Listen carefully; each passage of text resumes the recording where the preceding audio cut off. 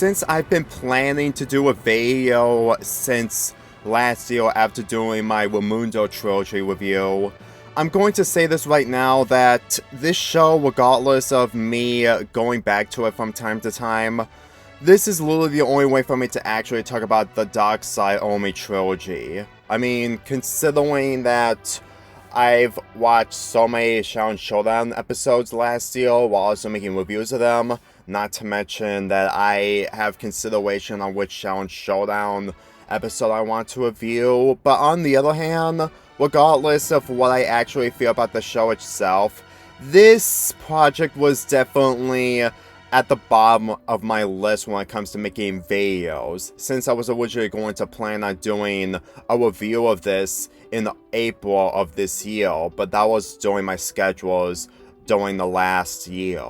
But since this is Summerpalooza and this is the same time when I did the Raimundo trilogy last year, it's way more appropriate to talk about the Dark Side Omi trilogy when it comes to Judging Omi, Saving Omi, and Finding Omi. One of the 3 episodes catered to Omi going to the dark side. To start things off, let's get into Judging Omi. Master Fun makes an announcement that only one of the Xiaolin apprentices can be ranked up to Wudai Royal. And considering that this was around the time where Raimundo became the last one to become a Xiaolin apprentice, and the fact that he got so much experience along with Clay, Kimiko, and Omi, this is probably my least favorite bit in this episode. But considering it's from this episode, it doesn't really affect much of the trilogy in this video. But before I get to that, I'm gonna talk about the Shingaru in this episode, the Yin Yo-Yo. With it being revealed, it's actually one of the most infamous Shingaru when it comes to its power. And let me just say that when Omi uses the Wu in this episode, you will probably be amazed, and you can actually see what his development is going to be like in the following 2 episodes. During the whole fight between the main characters and Jack Spicer along with his comrades, Chaseon switched the Yin Yo-Yo with a fake one, so that he can take advantage for his opportunity with his somewhat key interest towards Omi. And considering that I've talked about this arc in 2 episodes, I'm pretty sure that what you're going to expect from Chaseon in this trilogy is probably for the better, and sadly, the last good quality we get to see until Season 3 comes. I'm just gonna say right now that Season 3 is a huge downgrade compared to the first 2 seasons. When they get back after failing getting the Shingaru from Jack Spicer, they confront Dojo, who I'm gonna get to later. Chase used the Shingaru, which managed to have him along with his minions to beat down the main characters, all the while taking Master Fun into the Yin Yang World, which leads to the main conflict of the main characters trying to save Master Fun from the Yin Yang World. This also leads to a scene between Omi along with the other monks about him taking his monk status seriously, since that he keep his word with Chaseon an episode before this. And I'm pretty sure for anyone who watched an episode where the end of the world is coming, which is starting to become an overdone trope in this show, you can actually tell that Omi's somewhat relationship and rivalry against Chaseon is probably what makes Season 2 mostly memorable. Omi spent most of his life training in the Xiaolin Temple to becoming a better warrior, while his friends did the same but didn't train on as the same lengths as him. And considering that Chaseon was something that happened when it comes to the battle between the good side versus the Xiaolin side, his key interest towards Omi is starting to become a lot more better with each episode you watch when it comes to his somewhat obsession towards Omi. Granted, he doesn't have an obsession, but at the same time, he's willing to have Omi be in the dark side for his own benefit and when it comes to Omi's choosing. And unlike Jack Spicer, I'm pretty sure that Jack Spicer wouldn't be willing to have Omi join at his side because Let's be honest, Jack Spicer is the type of person who would rather take over the world than anything than having forces with other people. Granted, he did help the main characters during the whole Raimundo situation, but that was a different story. Omi is really loyal to the good side regardless. See one of how cocky he is, but at the same time, he still has an arc that makes him somewhat redeemable when it comes to becoming a good guy. And even though the people are going to say that he doesn't deserve to be the leader because he put everyone into danger and the fact that he's a terrible leader when it comes to his own feelings towards other people, but when he's serious, he's sometimes a much more different character when it comes to his cocky persona. If Chaseon picked Clay or Kimiko to be part of the dark side, it won't definitely work out because they are too small enough to be fooled. And as for Raimundo, well, since that Raimundo is improving on his character and he learns from his mistakes, it's really doubtful that he will ever join in the dark side, especially if how much havoc and destruction he caused when it comes to his one in the hailing side. This just shows how much the dynamic between Chaseon and Omi is probably one of the best bits in the second half of the second season of this show, because I'm pretty sure without it, then we probably won't see Omi be in the dark side, while also seeing probably one of the best moments in the entire show. But before I get into that, I need to talk about my criticism in the first half of this episode. And it's the bit where the four main characters fight each other on who is gonna be Rudai Warrior in the end. Look, I can understand that these four characters can't get along 100%. It proved in the episode where they used the Mind Wheel Conch, but this isn't really appropriate considering that this is mostly in an episode catered to Omi going into the dark side. And considering that they all asked Dojo on who would be the top pick to be Rudai Warrior, Dojo isn't really the type of character you would easily go to when it comes to being ranked at the toppest tier upon anyone else. And I honestly, it just makes the first half of this episode mostly filler. Granted, I can understand that each episode is 22 minutes long and you have to do what you got in order to extend it to 22 minutes, but it doesn't really excuse that this episode is the beginning of Omi's dark side turn. This would have been better off if this plot had its own episode, but on the other hand, I'm pretty sure that the moment where Omi turns into the dark side, people instantly forget about the whole Rudai Warrior thing, which I understand that the main focus of the following two episodes is about Omi in the dark side, but it just really makes the majority of the first half of this episode really meaningless than anything, especially when it just takes up most of the one time when it comes to Chaseon switching the Yang Yo-Yos so that he can take advantage of Omi. But still, it didn't really damage the episode's credibility, especially this somewhat trilogy. So, let's get into the bit where Omi goes into the Yin Yang world to save Master Fun. After completely taking down the Jack spots in the Xiaolin Temple, Chase gives Omi the real Yang Yo-Yo after taking the fake one away from Jack Spicer.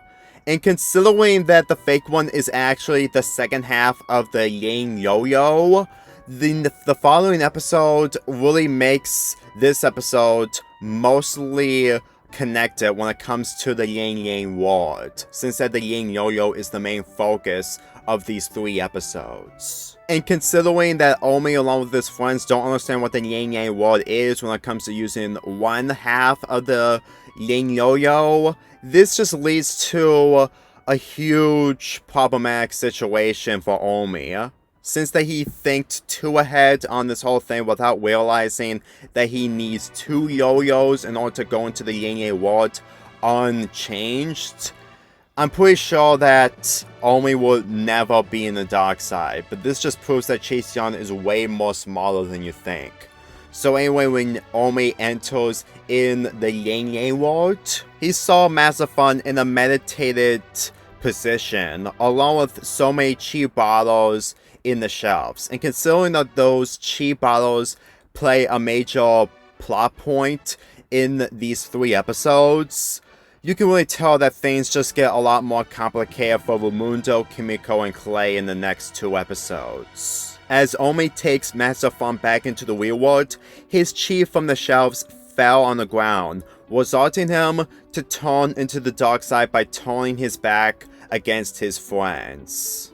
For how much Chase Young barely uses Shinkawa because they're toys to him, and the fact that when he uses them, he takes advantage of them by changing one of the characters into the dark side, while also taking this opportunity in full effect. He is a much more menacing villain in the fact that Jack Spicer didn't rule the world, and Chase Young does. I can honestly tell onto why Chase Young isn't really interested into Jack Spicer at all upon meeting him during his debut episode. And with that, we enter into Saving Omi, which is the final episode of Season 2, but also the best episode in this trilogy. The main characters are still in disbelief onto how Omi got turned into the dark side. But then they saw a video from Dojo Bot who appeared in the last episode, where Chase Young used the real Yang Yo-Yo against Master Fun, resulting Master Fun to go into the Yang Yang world.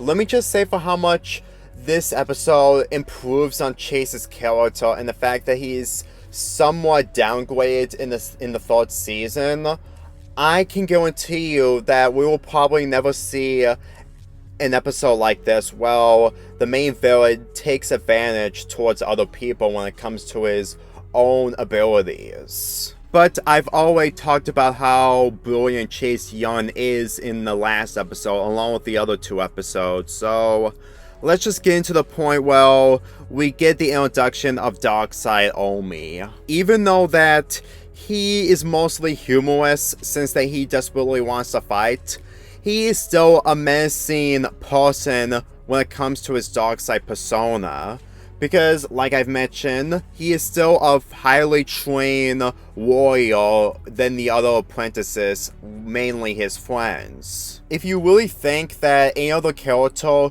who is trained the hardest than any of the other people in the training grounds, then you can easily tell that what resolves when it comes to the first encounter. Omi instantly took down his best friends in one of the most easiest ways. Granted, his best friends refuses to fight him in his predicament, but on the other hand, they really don't have much of a choice. With Omi being way too into the fighting zone than he was during his good side persona, they made Omi a diehard fighter. And when I say diehard, people who are extremely relentless. And thanks to his dark side persona, Chase Young manages to steal the Serpent's Tail and the Reversing Meal to turn Ruya back to what she was 1,000 years ago. And Ruya remains this form until the end of the series. The only way for the main characters to put Omi back to normal is to go to the Yang Yang world with both Yang Yo-Yos in possession so that they won't have to turn into the dark side, because the Yin Yo-Yo is a yo-yo for the characters to use to turn good once they are bad at first, while the Yang Yo-Yo did the opposite of what we witnessed in the last episode. And considering that Master Fun was meditating himself to prevent him from turning into the dark side, I'm pretty sure that the odds against the main characters would have been a lot more worse, to the point that they will be better off surrendering, which they kind of did in the Evil Raimundo trilogy, but at the same time, it was not like anything when it comes to having the characters being turned bad instead of by choice. like Raimundo did. As they get into Chase's lair, they encounter Omi, Chase Young, and Jack Spicer, but then they saw the two yin and yang yo-yos. Clay uses them and they enter into the yin yang world. Jack Spicer also follows them along with the reverse Mia, which becomes a major factor to his somewhat character change at the end of this episode and the following episode. When I first watched these episodes, I honestly thought that Jack Spicer was mentally insane, but apparently Shang-Wu is what causes him to go mentally insane. I'm still thinking of what the show would have been like if it wasn't this cuckoo in the head and so psychotic. They managed to find Master Fun's and Omi's chi into the same location that Omi went to in the last episode. And as they managed to escape by finding the other Yin Yo-Yo, which was in Dojo's ear, I'm going to assume that Dojo is a really good hider when it comes to Shang-Wu, but not in the places in the Xiaolin Temple.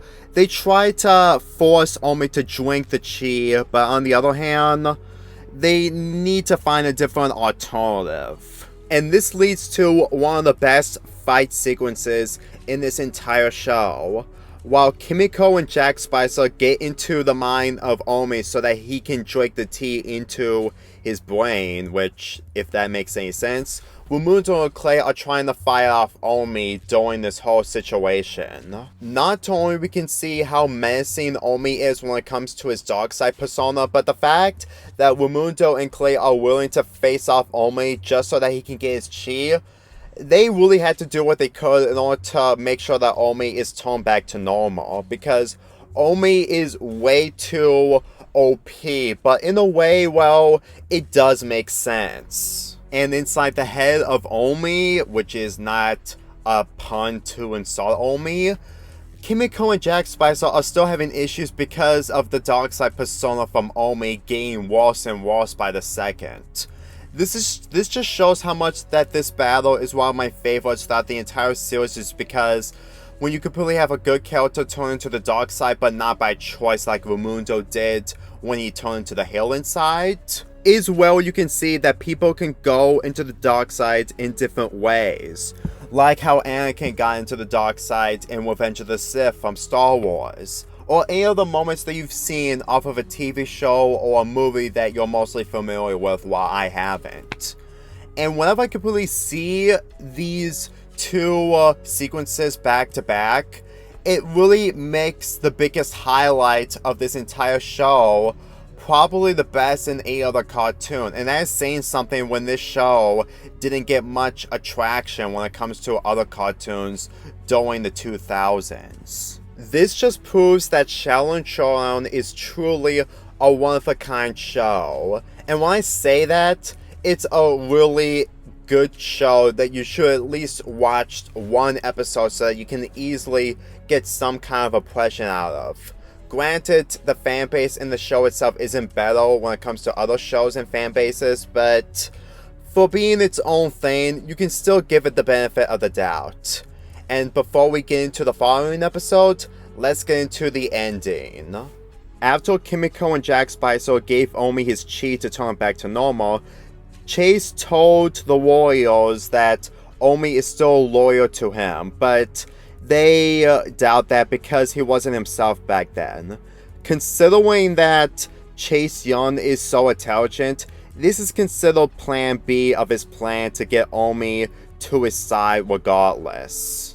He used his Halen memory recall for Omi to look into the past, which is around the time he was evil. He didn't remember anything, and all he saw was he swore his loyalty to Chase Young. If Chase Young never had a plan B whatsoever, then we can actually expect what the first episode of the third season will have been like. Nothing to worry about and just see returning characters. But with this idea in mind, by having a few months to have the show go on hiatus for the next season to be in production, this is a perfect way to wrap up a final episode of a season and have people like us be prepared for the following season. But then again, I'm pretty sure the 2000s were a lot more of a history time since that digital has been improved, but this isn't about digital or channel technology.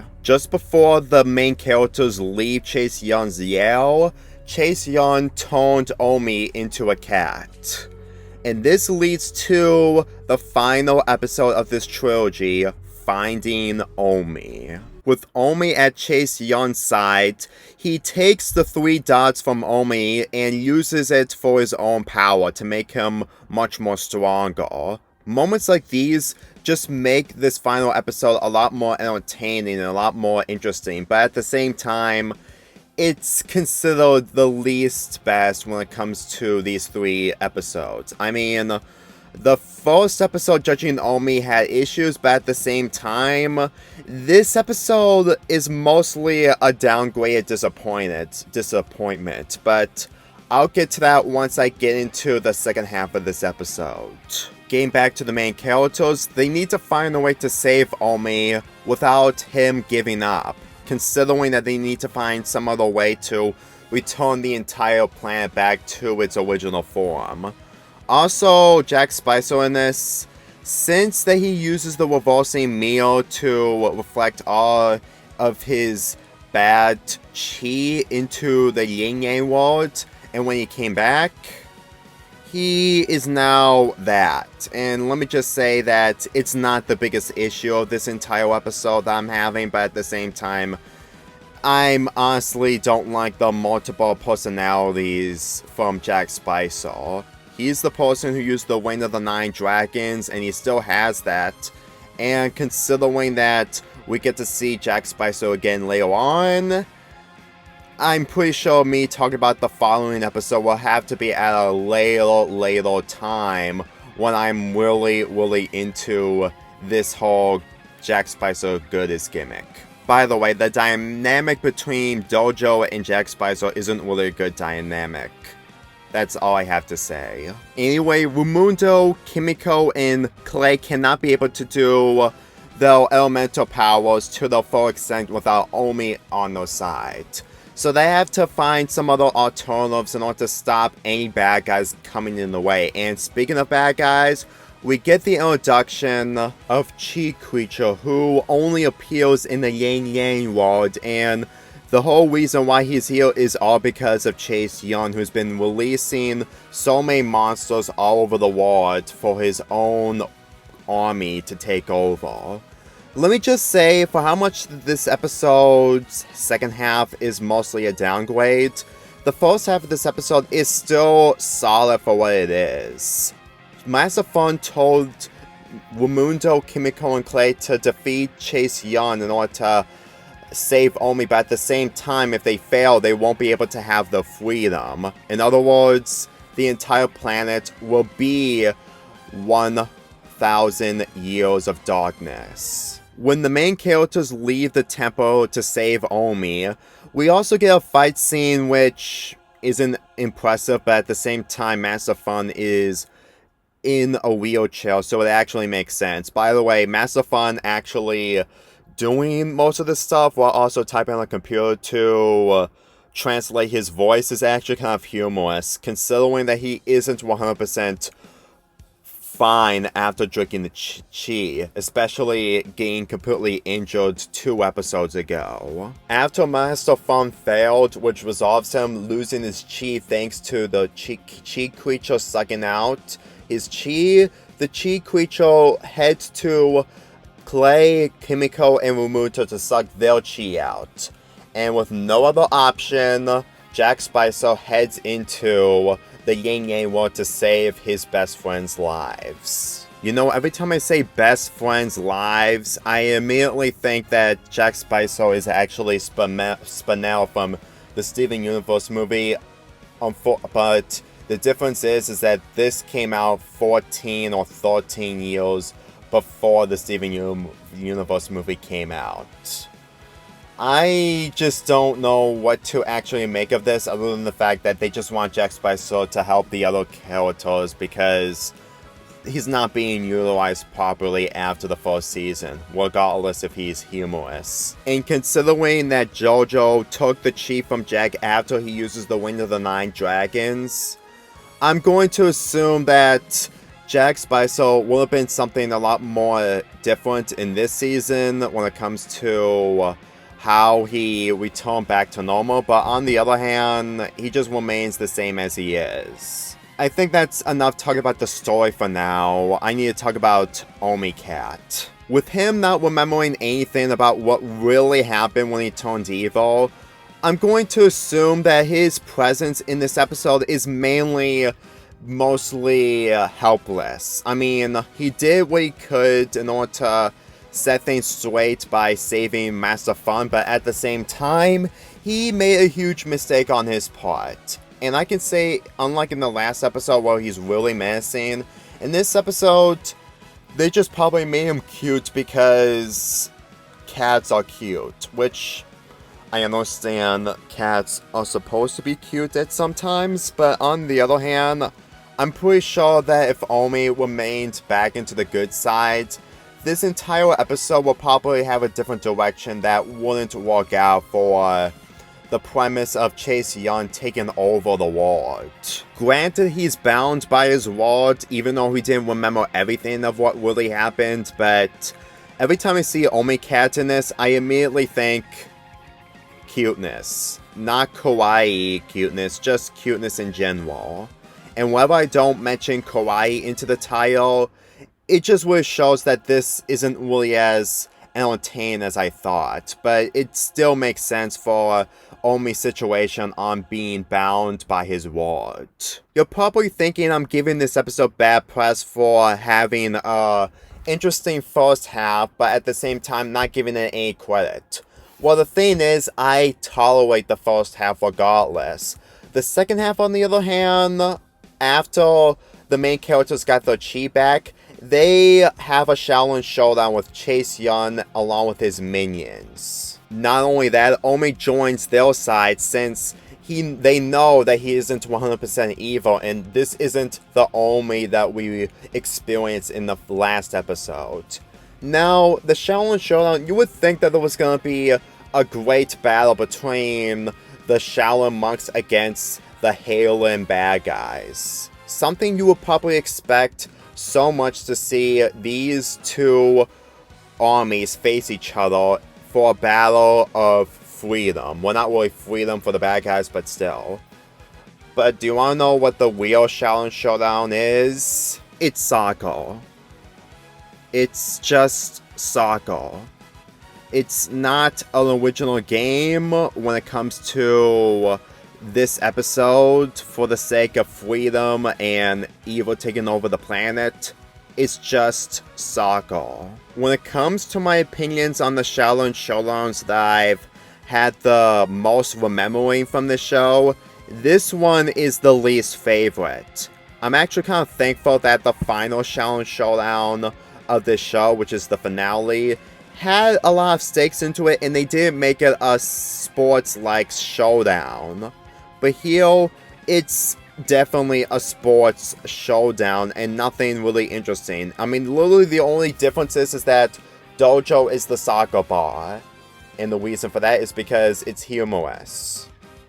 And that's it. That's literally what this entire Xiaolin Showdown is. Soccer. Literally the main focus of this showdown is mainly the rivalry between Omi and Xiaolin, which I can easily tell that that's the whole purpose, but at the same time, even though that we saw Omi and Xiaolin have a showdown episodes prior to this, it wouldn't kill them to actually do something a lot more interesting, to have a showdown that is mostly about stakes instead of just mostly a game about soccer. And considering that Raimundo is actually into soccer, this would have been much more better if this showdown happened when it comes to a Raimundo episode. But we don't get that. Instead, we got this. If you want to know why the second half of this episode instantly drags this episode down, it's because the build-up between Omi and Xiaolin was all culminating to this episode. And when Chase Young is mostly useless after this episode, along with the rest of the third season, regardless of his role into it, it just makes his after appearance in the show mostly shallow. Not to mention that he really doesn't turn to anyone other than dealing with Hannibal Ward Bean, but at the same time, if Hannibal Ward Bean actually has a major focus in this episode, unlike his debut in 2 episodes later, I'm pretty sure that Omi will probably still be in the good side while not being transformed into a cat in the last episode. And considering of how much that the second half of this episode is mostly of what the following episodes of the third season is going to be like, this season, regardless of the premiere of this episode, is majorly a downgrade compared to the first 2 seasons, especially of how much they mostly downgrades Chase Young's character. Now, I know some of you guys may correct me that the Xiaolin Showdown itself isn't really that terrible when it comes to the stakes involved, but at the same time, for how much that the last 2 episodes had proper execution, the execution of this second half is mostly how much I'm really depressed of how this show didn't improve a lot. I mean, granted, there were some good moments in the third season of this show, but this battle involving Sako just isn't really enough. And considering what Omi said to Chase Young at the end, after he got his dots about there's still good inside him, I'm going to assume that there was probably an alternative episode where Chase Young actually does turn good. And if you're gonna correct me on the finale, I did watch the finale so many times and I was planning on reviewing that for this month. The difference is that I meant Chase Young reforming back to normal if he drinks something completely different.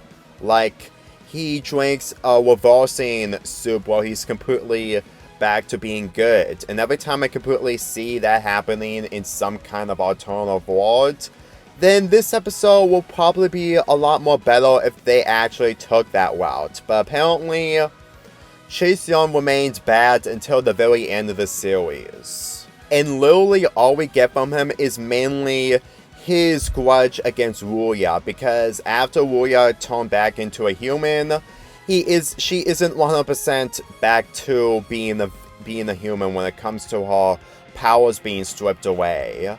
That's literally the only thing that Chase Young contributes in the third season of Xiaolin Showdown.